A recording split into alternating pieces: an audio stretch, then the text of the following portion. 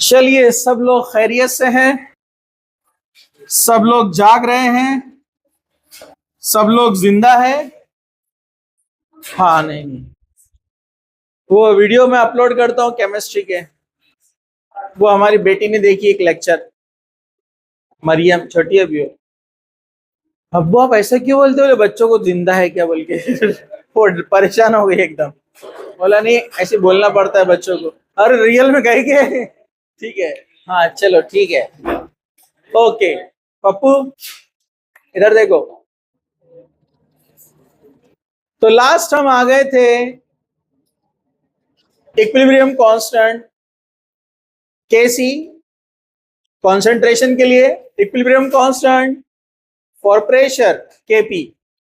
दोनों हमने देखा, दोनों का कंपैरिजन भी किया हमने, केसी और केपी का। डिफरेंट इक्वेशन पे डिफरेंट रिलेशन बनता है, याद है ना आपको? उनके जो पावर्स रहते हैं ना प्रोडक्ट के रिएक्टेंट के, उसके हिसाब से केसी और केपी का रिलेशन क्या बनता है, अलग अलग।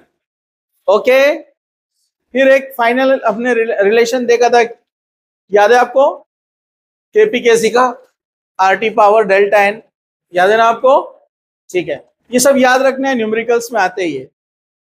हाँ, उनको बोलना अंदर आ जाओ और एक एक से वन बाय वन कॉल कर दो। ठीक है, चलिए हम आगे बढ़ते हैं। आज जो अपना पॉइंट है वो है हेट्रोजिनस इक्विलिब्रियम। हम अब तक जो पढ़ रहे थे वो होमोजीनस था। क्या था वो? होमोजीनस क्या होता है? जिसमें रिएक्टेंट भी गैसियस है और प्रोडक्ट भी गैसियस है, दोनों गैसेस है, तो उसको बोलते हैं होमोजीनस मिक्सचर। मतलब सिलेंडर के अंदर जितने भी मटेरियल, जितने भी रिएक्टेंट और प्रोडक्ट्स है, वो सब कौन है? गैसियस स्टेट में। लेकिन अगर ऐसी इक्वेशन आती है जिसमें कुछ सॉलिड रहते हैं, कुछ लिक्विड रहते हैं, कुछ गैस रहते हैं, उसको बोलते हैं हेट्रोजीनस मिक्सचर। क्या बोलते हैं उसको? हेट्रोजीनस। हेट्रो मतलब डिफरेंट, अलग अलग। ठीक है, चलो तो हेट्रोजीनस के अंदर जैसे फॉर एग्जांपल H2O लिक्विड है और उसने इक्विलिब्रियम तैयार किया है विथ H2O गैस, यानी लिक्विड और गैस आपस में इक्विलिब्रियम में है। जैसे आप चाय बनाते हैं, चाय बनाने के बाद उसको आप ढक्कन ढाप कर रख देते हैं, तो अंदर चाय भी होती है, मतलब वाटर की मॉलिक्यूल है अंदर, और वो वेपर बन के ऊपर जाते हैं, फिर ड्रॉपलेट बनकर वापस आते हैं। तो यहाँ इक्विलिब्रियम है, वेपर भी है और लिक्विड भी है, लिक्विड और वेपर। अब कुछ मॉलिक्यूल ऊपर जाएंगे, कुछ मॉलिक्यूल नीचे आएंगे, कुछ मॉलिक्यूल ऊपर जाएंगे, कुछ मॉलिक्यूल नीचे आएंगे, और ये सिलसिला जारी रहेगा। इसको बोलते हैं डायनामिक। डायनामिक, अरे आगे का बोलो ना, अरे 100 बार बोल दिया अब तक अपन ने लेक्चर्स में डायनामिक, इसलिए बोलते हैं ध्यान देने का। ठीक है, तो ये डायनेमिक इक्विलिब्रियम है। लेकिन आप देखेंगे इसमें एक लिक्विड फेज है और एक गैस फेज है। वैसे ही आप देखेंगे यहाँ पर एक और एक रिएक्शन दी हुई है सामने, उसमें क्या लिया हुआ है देखो, कैल्शियम हाइड्रोक्साइड, जो कि रूम टेम्परेचर पे क्या होता है, सॉलिड। प्लस आपको क्या दिख रहा है ब्रैकेट में, AQ मतलब एक्वियस। एक्वियस बोले तो कौन? पानी, एक्वा वाटर को बोलते हैं। AQ मतलब पानी है यहाँ पर।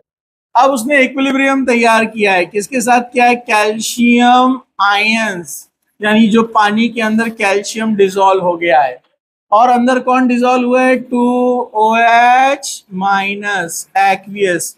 तो यहाँ पर आप देख रहे हैं कि सॉल्यूशन के अंदर आपने सॉलिड कैल्शियम हाइड्रोक्साइड लिया ये, और उसको डाल दिया आपने पानी के अंदर एक्वियस में।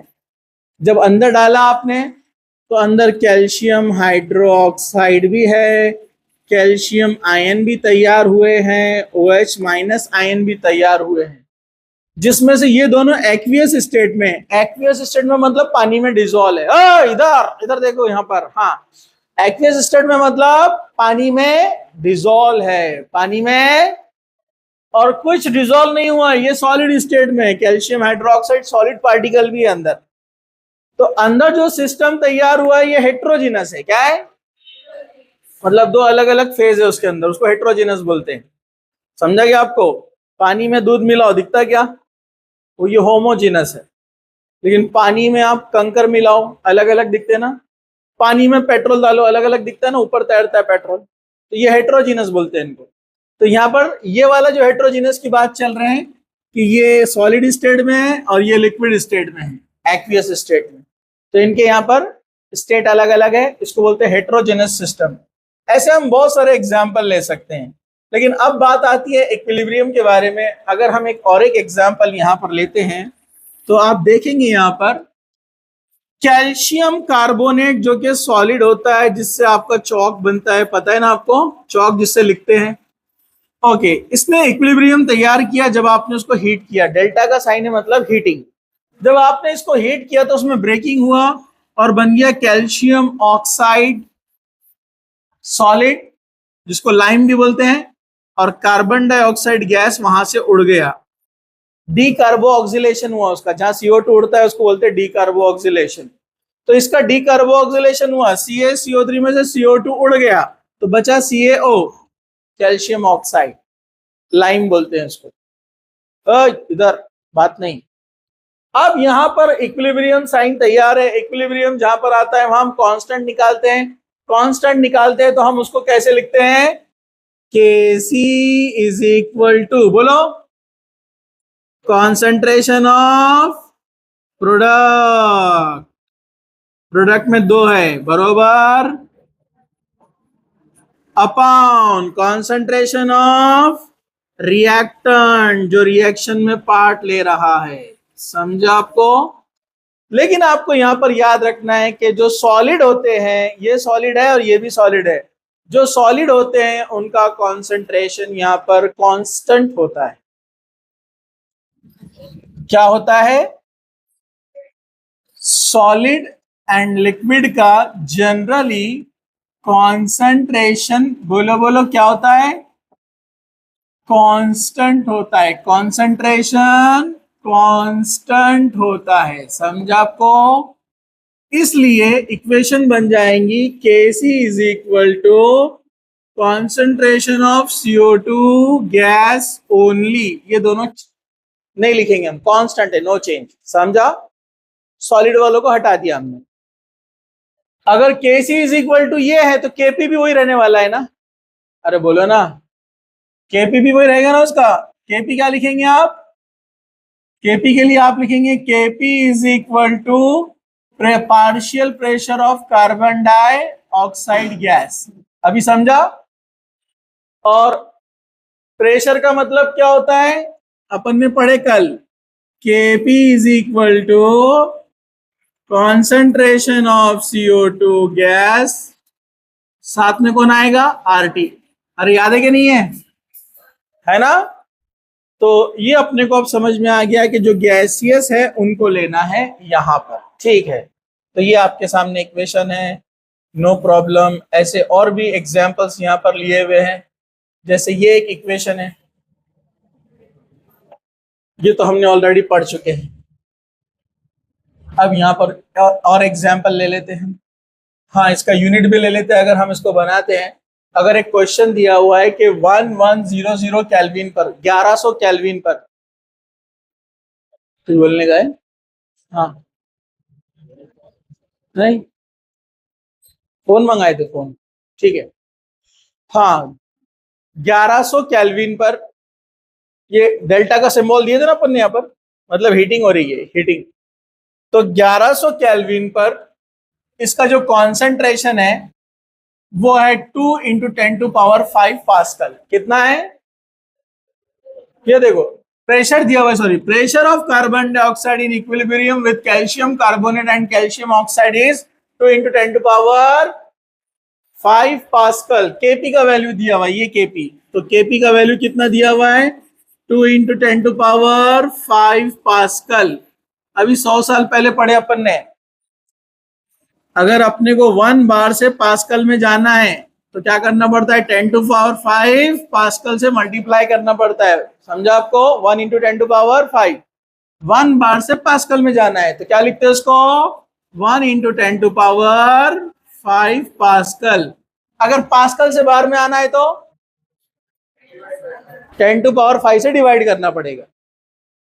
बाहर से पास्कल में जाना है तो 10⁵ से मल्टीप्लाई करने का, और पास्कल से बाहर में आना है तो हाँ हाँ हाँ, तो बोलने का ना, तो Kp is equal to 2 × 10⁵ pascal upon 10⁵ pascal, cancel हो जाएगा।